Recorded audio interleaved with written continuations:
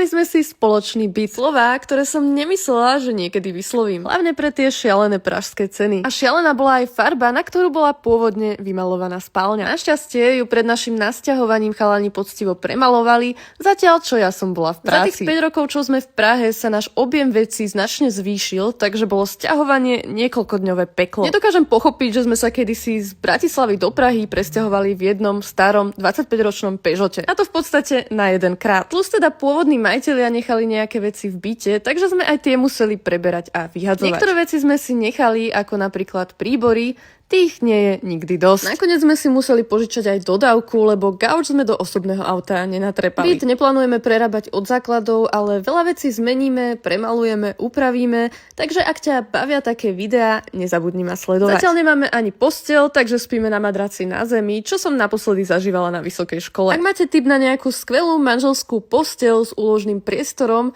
dajte mi prosím vedieť do komentárov, pretože ja sa fakt neviem rozhodnúť.